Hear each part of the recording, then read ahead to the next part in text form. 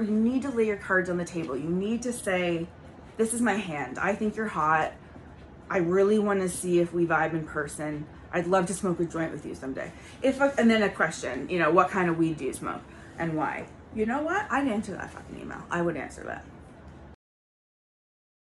All right, hi everyone, it's Toronto Unicorn. I just can't escape one area of concern about dating and online dating and men's reach out, even women's reach out. Like at this point, I'm dating both men and women, so it's like I can actually see both sides. And yeah, so apparently I've got constructive feedback for both. I will say this. I was tempted to match with a girl for the sole reason that all of her photos, every single one, were through a filter of Snapchat. And I wanted to let her know some feedback about how doesn't need that. You know what I mean? Put her best foot forward. You don't need artificial big eyes or cat ears or whatever. You can't even, to be honest, it just reads insecure. It doesn't look like glamorous, it reads insecure. That's my interpretation. Anyways, yes, of course I'm wearing a top that's gonna get your attention. I'm trying to get through to you. Okay, so I am happy to work with anybody for $20, that's it, flat rate, to literally get a dating profile really strategically written, up and running. Your photos, your bio, it all. Just $20. I'm in this to help people more than I'm in this to make money, but my time is worth something. So $20, I will literally talk to you, figure out what it is you're looking for, maybe even help you figure out what it is you're looking for. Maybe you need to have someone almost be a mirror for you and reflect back what are the things that your lifestyle would be incompatible with or compatible with. And if you can figure some of those big key compatibility issues out, those are a really good thing to front load into your dating profile. Even in your bio, things like if you're a smoker, list you're a smoker. It'll weed out every single person who doesn't want to date a smoker. And yes, I know you won't get as many matches, but at least you'll get matches of people who don't give a shit that you smoke. And that's just one less thing that you're gonna have to feel ashamed about, right? Because no one wants to feel ashamed because they have a habit or something they do to enjoy. Like I enjoy cigarettes once in a while. I know the pleasure and the dopamine release it gives people, so I don't judge people for smoking. I just don't smoke myself, and so I do think it's one of those compatibility issues that you'd want to be clear about. Same with I helped a gentleman I really like about things like if you're on the autism spectrum, if that's something that you've had anxiety about revealing to somebody before, then these are the things that you need to celebrate up front. Don't list them as a liability. Of course not. Everything in your profile has to be constructive. It has to be positive. Trust me. It reads differently, the same information as if you word it in a positive, constructive message versus a negative one. And this is something I'm actually really good at, so let me help you. Okay, so this is the most important thing. When you get a great dating profile and then you make a great match, and it's a match you're excited about, you don't want to fuck up, right? You don't want to lose your interest. You don't want to lose your chance. So here's the opening message blunders that women of everybody I know, even men that I have talked about and vented about this, has confirmed they feel the same. Like if somebody's trying to get my attention in my DMs or on a dating app, the absolute worst sentence that you could say is, "Hey, how are you?" Just so bland, so boring. Like there's nothing pulling at me there, right? You want to use your, "Hey, I see you," opportunity to not just no, who cares? You're going to have one opportunity. Literally craft a message to get their attention. Craft a message to stand out from the others. How do you do that? Well, there's lots of ways, and you're going to want to use your own words and your own personality because you want to be authentic all the time. But what I would recommend are the following. Definitely say something that you connected with or you liked or you're interested in about their profile. The reason you do this is to say there's something that you like about them. People like hearing that. It also says that you read their profile, and people also like knowing that. So that accomplishes two goals with one sentence.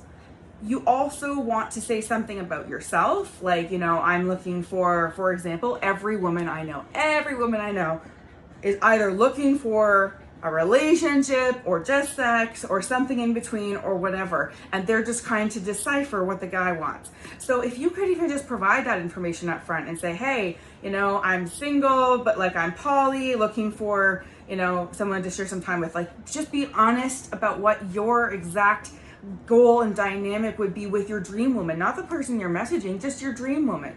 You're not saying I want to do this with you, blank profile or whatever. You're saying that this is what I want to do with my partner. And then you ask an engaging question. The reason you ask a question is A, they're more likely to respond. B, the reason they're more likely to respond is based on a psychological principle. So I'm gonna fail the terminology here, but when you ask a question of somebody, that person has this inner sense of needing to respond to the question as a sense of politeness, usually, right? Or like, it would be rude to not answer somebody, right? So instead of just, so if you ask a boring question, you don't get that same power over somebody. But if you ask an engaging question, like for example, if somebody's profile says that they're into horseback riding or something like that, you could ask a very engaging question about like, did you own horses, or did you, what kind of access to horses did you have growing up? What a wonderful question to ask to somebody who likes horses. You know what I'm saying? You're like sparking dopamine in their brain because you're asking about something they enjoy. You're saying you like that about them. You're going to be able to be seen through the lens of somebody with those positive feelings instead of just somebody swiping through and, hey, how are you? Right? I'm just going to swipe past those guys. Like, to be honest, that is the most lazy ass attempt to get someone's attention. And I don't reward lazy. If their profile is blank, you got to ask yourself, like, why are you messaging them? Because like they're not even putting effort out there. But yeah, if there is anything in their profile, you've got to touch on it so that they understand that you read the profile. You actually make it positive, right? I just think, and make sure you ask a question that's really engaging, and you'll most likely get a response, which is all you can hope for at this point. That is your number one goal, is to get a response. It's not to like fall in love, it's to get a response, because then you don't know if you even want to love each other, right? Like, or whatever, date each other.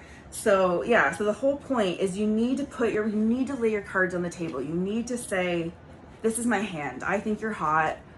I really want to see if we vibe in person. I'd love to smoke a joint with you someday. And then a question, what kind of weed do you smoke and why? You know what? I'd answer that fucking email. I would answer that. Even if the guy was like a maybe, I would absolutely be more impressed because of that message. So that's my advice. Again, I do this on my OnlyFans. I'll do this outside of that. I have PayPal as well. So if you want to do, the world is reopening. The world is opening. People are coming out of their houses. People have not had sex. Some single people have not had sex in a long time. There is going to be fresh meat and energy in the dating world. And you have an opportunity to come out into this dating world that's renewed, that's going to be changed. It's going to be very different because people are going to be in public again. And you can basically invest just $20, but also your time, right? Your effort, your willingness, your openness. If you invest effort and then go into the dating world with a better approach, I think that you'll see there's a renewed sense of like energy behind that. And then the last piece of advice I'll say is, in your dating profiles, just make sure that you are polarizing about things that matter to you. And what do I mean by that? It means that, for example, the smoking example. If you are a smoker and you don't want grief about being a smoker, don't wait until you match and get to know someone to slip them that information. Because yeah, they might be okay with it, but like the odds are you might just turn people off, and then you have that terrible experience yourself, and you don't need to be judged or even feel ashamed for something, and that's your lifestyle. So I think that if you are, polyamorous, put that up front. If you are a swinger like me, put that up front, because I only want to match with people who know that I'm a happy swinger and like want to be in the swinger lifestyle. I would simply not want to get, find myself on a date with a vanilla guy, mention that I want to have a threesome with them, and eventually, and then have him get uncomfortable and like not be interested to continue. That's wasting both of our time. So like those are the things that you put up front, because it's almost like, hey, this is in my road, this is in my car of life. I'm driving, but this is in my car of life. My front seat is for me personally, it's cannabis. Cannabis is coming with me in my road of life, take it or leave it, right? In my back seat, what do I have? I have my lingerie and OnlyFans and modeling. Okay, that's coming with me. You've got to just love that about me. Non-negotiable, right? And then what's over there on that side? Let me think here. I'm just losing my wheel. This is my wheel. What would be back there? My lifestyle. I think I would not want to have anybody try to change me. Yeah, you know what I'm saying? So that's that. And then I don't have anything in the trunk yet, but you know, we'll see. So that's the things that I would put in my profile because those are what's important to me. The rest of stuff that you're looking for, like a kind or funny person that's like honest and loyal, everybody's looking for those things. It's more strategic to actually filter on the compatibility issues and then just match with people on whether or not they're nice and polite and respectful and whatever, right? So that's my advice. I hope you hit me up for help, constructive help on your dating profile.